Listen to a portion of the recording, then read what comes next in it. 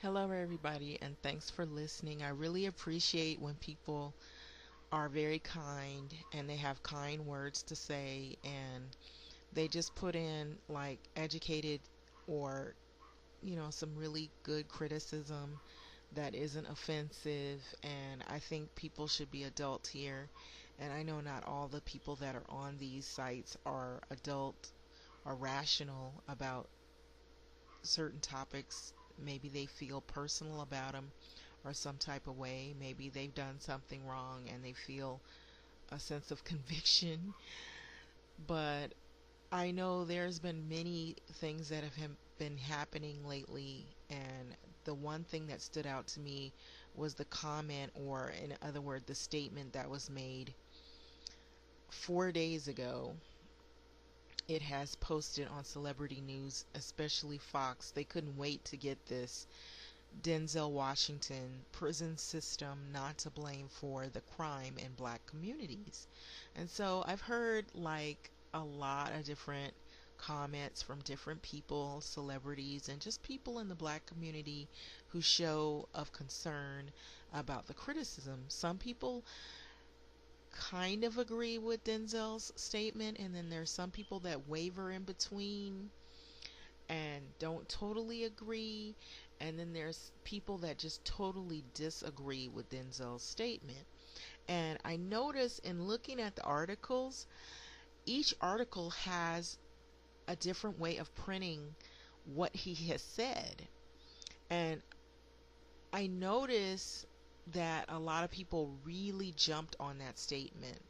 And the good thing about this, that you can say there's a lot of black people in the communities who are listening. They're concerned about the issues of the black community, and there's enough people out there that show some type of way where they want to give their input.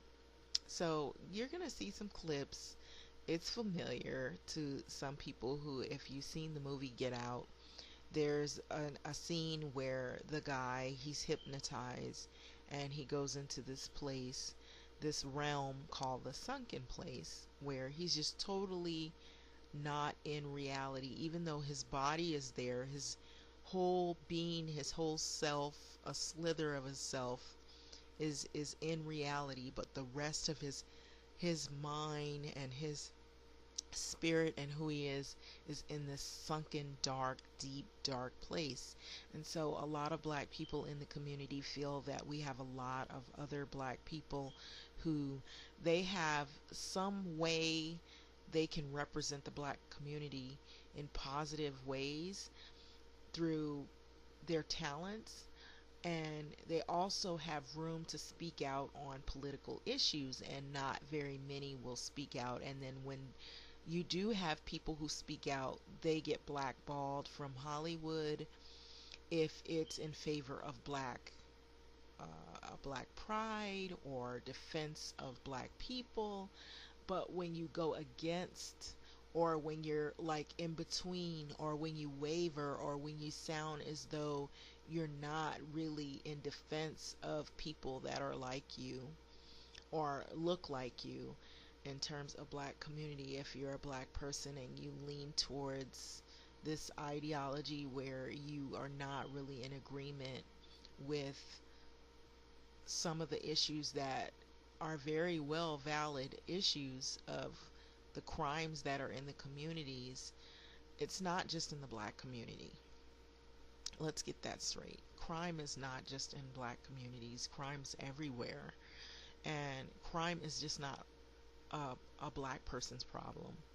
But in low income, or what they would say ghetto neighborhoods, or neighborhoods that have fallen because of economic issues, where there's a lot of joblessness, homelessness, despair, also broken homes.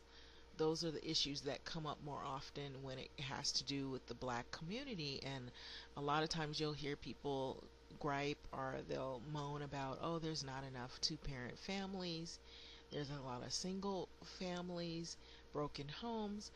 But I will tell you this, I have seen some families where they're two parent families and they're not black people and they have kids that have lots of trouble. There are white communities that have privileged kids that have two parents and they have all kinds of trouble with that child. And so it it's not really to blame on just, oh, it's just too many single parent led families, because that's not often true, because a lot of times you'll have other family members involved like uncles, cousins, aunts, grandmas, grandpas, extensions of families, extended families, maybe neighbors, friends, stepfather, stepmother. So a lot of people are not being honest.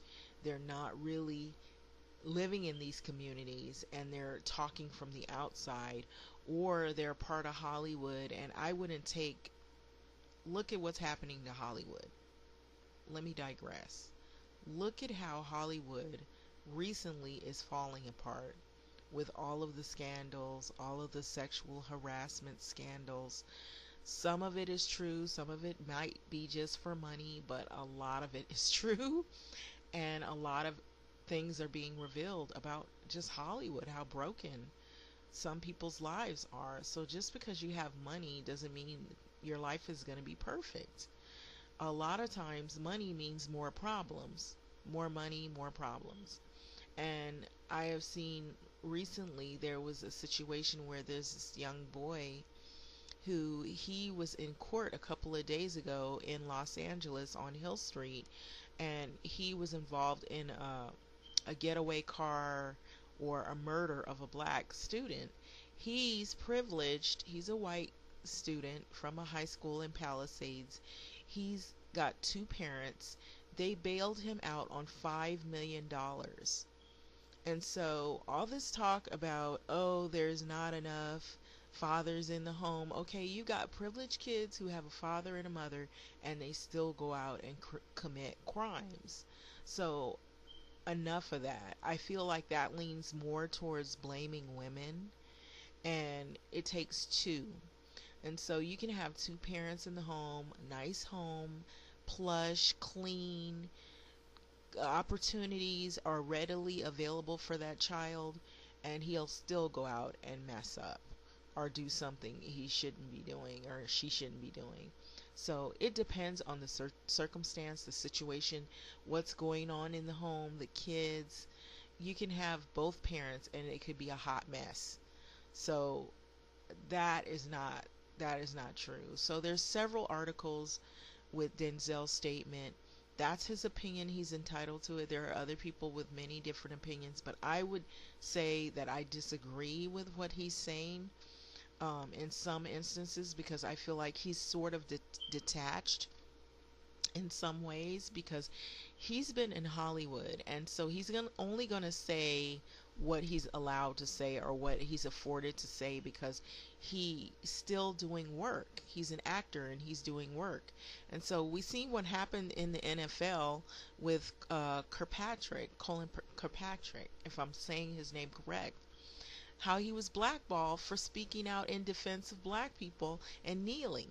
So black people who say things in defense of black people a lot of times get blackballed. So you have some that are bold and they'll come out even if it means that they're going to be targeted, and they know this is the case. And then you have others who they just want to make money and they're self-absorbed and they're all about themselves.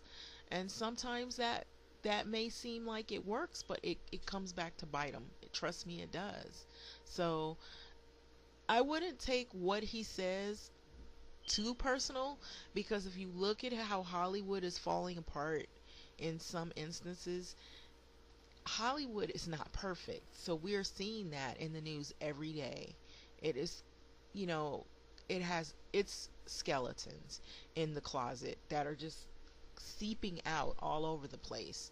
So you have clips also where you have this guy here. It says, when everyone thinks you love your job, but you really are in the sunken place, the whole shifts. So a lot of times you'll have black people who have jobs, they're employed, but they may not be happy 100% where they work. Maybe it's people they're dealing with. And so they may feel like when they're on the job, they're in the sunken place. So this is the kind of thing that also happens in Hollywood. It happens everywhere in all walks of life. It's not just black people either. So I feel like, from the article I read, I noticed that Fox News couldn't wait to jump on it. And, you know, think about it. There's so much going on. All I would say is more protest, more violence, more indecisiveness, more scandal. Look who's in the White House. I'm not surprised. So thanks for listening. Bye.